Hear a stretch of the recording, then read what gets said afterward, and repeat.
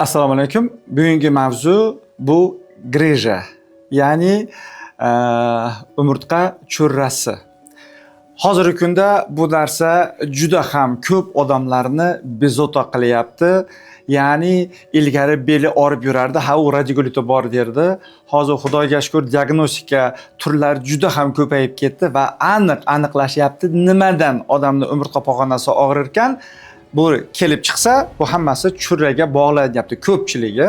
Mana shu hozirgi videoni ko'rsangiz, Xudo xolasiga sizni bezovta qilayotgan churra orqali umurtqa pog'onadagi og'riqlardan qutulasiz va bir umr Xudo xolasiga shunga qaytalib kirmaslikni, qaytadan dardga chalinmaslikni uslubini o'rganib olasiz. Men Shavkat Ibragimov, psixologman, shifokorman.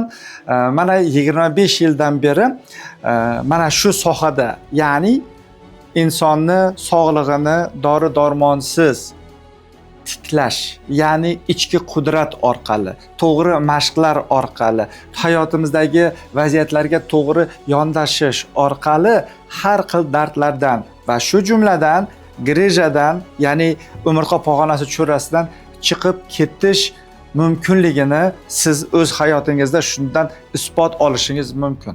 Nima uchun bunga bemalol gapiryapman? Chunki o'zim 2000-yili ana shu bel churrasiga duchor bo'lganman. 3 yil qiynalib yurganman. Operatsiyadan boshqa hamma muolajalarni qilganman, dorilarni olganman. Hammasi nari borsa 2 haftaga yetardi. Yana qaytadan bel og'riq, chap oyoqqa og'riq berish, 3 kilodan ortiq ko'tara olmas edim. Og'rirdi. Nari borsa 150 metr yurardim, qadam bosib og'riqdan yana o'tirib qolardim. Ana shunday qilib 3 yil qiynalganman. Operatsiyadan nimagadir qo'rqqanmanmi, qilgim kelmadi, ko'nglim tortmadi. Xudoga shukr, mana shu uslubni o'rgandim va o'z ustimda ishlashni boshladim va 2 oy ichida 100% shu darddan chiqib ketdim. Bel og'riq nima ekanligini umuman esimdan chiqarib yubordim. Mana oradan hozir 2003-yil qutulgan bo'lsa, mana 26-yil bo'lsa, 23 yil bo'pti shundan mutlaq qutulganimga. Bitta qiziq narsa, 3 kilo ko'tarsam belim og'rirdi. Undan keyin shtanga bilan shug'ullanib, kindikkacha 125 kilo ko'tardim, rekordim. Tepaga 56 kilo shtanga ko'tardim. Xudoga shukr, belim og'rimadi. Shuning uchun men qila oldimmi, buni siz ham qila olasiz. Ya'ni shtanga emas, darddan chiqib ketish. Bitta ukol olmaganman, bitta dori ichmaganman, lekin shu darddan chiqib ketdim. Mashqlar orqali. Mashqlar, har xil mashqlar bor. Bu jismoniy mashq, bo'g'in mashqlari, tanamizdagi har bitta bo'g'in ishlatadigan mashq. Ikkinchisi hayoliy mashqlar. Buni hozir qancha tushuntirsam ham baribir tushunmaysiz. Buni dars jarayonida tushunib olasiz. Yaxshilab tushuntiraman. Mashqlar qilasiz, hayoliy mashqlar qilasizlar. Shu orqali ham zo'r yordam olasizlar, Xudo xolasiga. Undan keyin albatta yana boshqa yo'llari bor. Bu degani albatta qalbimiz tinch bo'lishi kerak. Yana boshqa kechirish mashqlari bor. Undan boshqa nima deydi, parhez tarafidan xalqi parhezlarni o'rganamiz, to'g'ri ovqat yeyishni o'rganamiz. Xullas kalom, yaxshi odatlar chiqarishni, maqsadlar qo'yishni. Onlayn darsimiz 40 kun davom etadi. 40 kun davom etadi. Har kuni sizga shu Telegram kanalimizda shaxsan o'zingizga uy vazifalari kela boshlaydi. Ana shu videolarni ko'rib mazza qilasizlar. Nima uchun bu darddan tezda chiqib ketish kerak? Bel churrasidan tezda chiqib ketish kerak. Birinchidan, odamning joni origandan keyin uning asabi juda ham tarrang bo'ladi. To'g'rimi, yo'qmi? Arzimagan narsaga pov aytib ketaveramiz. O'zim boshimda o'tgan. Yaqinlarimizni qiynab qo'yamiz. Birinchi, o'zimizni hayot sifati tushib ketadi. Hech yoqqa bora olmaymiz. Xudoylarga, to'ylarga bora olmaymiz, tog'larga chiqolmay qolamiz, chunki biroz yursak oyog'imiz og'riydi, belimiz og'riydi, to'g'rimi, yo'qmi? Ya'ni sifat daraja birdaniga tushib ketadi.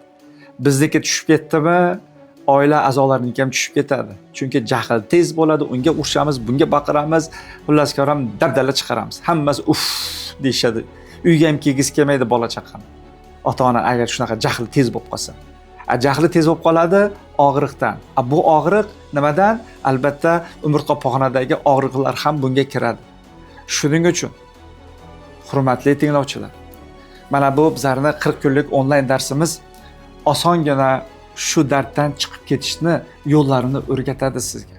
Va shu 40 kun ichida ancha o'zingizga foyda olasiz, yordam olasiz, og'riqlar ancha kamayadi.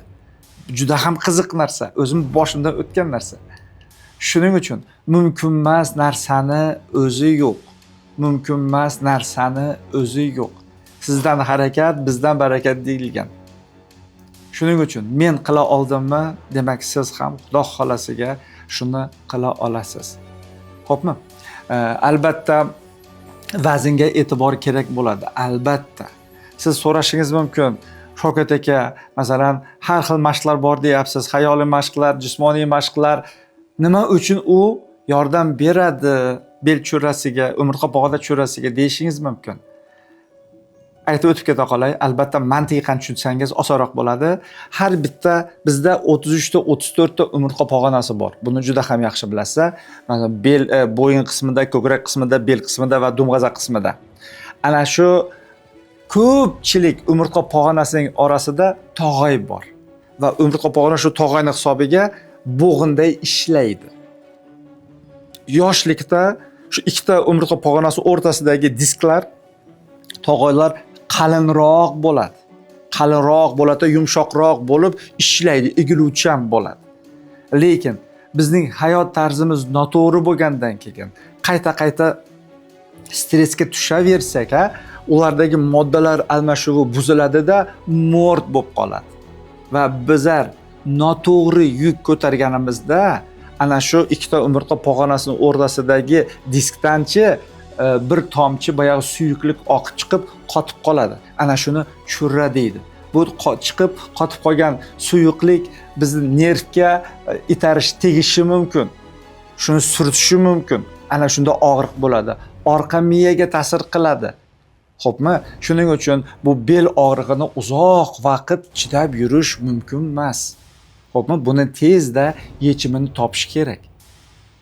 Savol berishingiz mumkin. Shokat aka, mashqlar qilib qanday bundan qutulish mumkin degan. Mashqlar qilganimizda mana shu ikkita umurtqa pog'ona o'rtasidagi disk bor-ku, ularni yaxshi har kuni mashqlar qilib qimirlatgandan keyin ularda moddalar almashuvi yaxshilanadi va umurtqa pog'onasi keyin ko'tarila boshlaydi. Bayaqi disklar o'sa boshlaydi. Nima deydi? Qaytadan yumshoqroq bo'la boshlaydi. Naqasi razmeri o'zgaradi. Chunki bilasiz, eshitgansiz, ko'rgansiz, musafid qoriyalarni bo'ylari cho'kib qoladi. Nima uchun? Nima uchun deganda ana shu ikkita umurtqa pog'ona o'rtasidagi disklarning balandligi kamaya boshlaydi. Odam kam qimirlagandan keyin, unga hech qanday nima deydi, nagruzka bermagandan keyin ular sekin quriy boshlab cho'ka boshlaydi. Cho'kkandan keyin odamni bo'yi ham cho'kib qoladi. Bilasizlar-ku, uni bilasiz, ko'rgansizlar. Lekin Xudo xolasiga mana shu mashqlarni muntazam ravishda qilib yursangiz, mana shu 40 kun ichida, 40 kun kamida 1 santimetr o'sasiz. Bizda 10 kunda rekord qo'yganlar bor, 4 santimetrlab o'sganlar bor. Nimani hisobiga deysizmi? Ana shu beli skolyoz deydi, ana esabraz yana boshqacha anaqa egilishlar bo'ladi. Ana shu egilish sekin joyiga keladi-da, umurtqa pog'ona tekis bo'lganlikdan odam bo'yi ancha o'sib ketadi. Hatto skolyozi bo'lmagan odamlar ham bo'yi o'sadi. Ana shu har bir umurtqa pog'onaning o'rtasidagi disklar 1 mm, 1,5 mm har bittasi ko'tarilsa-chi, umid qarang nechta umurtqa pog'onamiz bor. Qancha millimetr ko'tariladi. Shuning uchun yoshingiz nechida bo'lishidan qat'iy nazar, sekin astalik bilan umurtqa pog'onasini yumshoqroq qilib olsa bo'ladi, egiluvchan qilib olsa bo'ladi. Mana hozirlarga men mantiqiy nima uchun qanday qilib bizning mashqlarimiz og'riqlarni kamaytirib mutlaq sizni qutultirishning asosiy mantiqiy naqalarini tushuntirib berdim.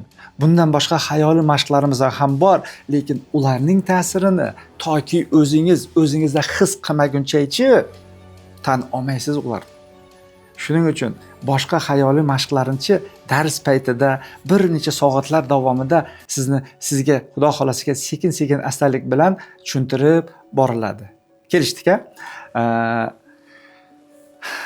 Mana bu 40 kunlik darsimizda har kuni siz muntazam ravishda Telegram kanali orqali uy vazifalarini olib borasiz.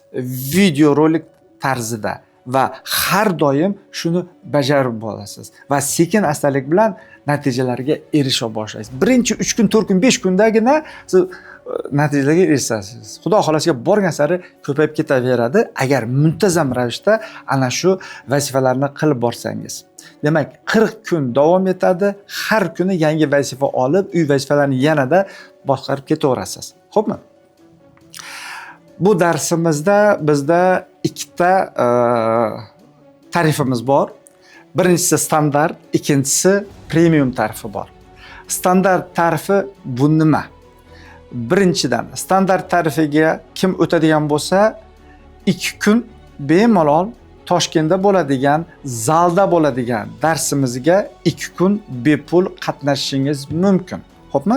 Qaysi kuni o'zingiz bilasiz. 1. Ikkinchisi,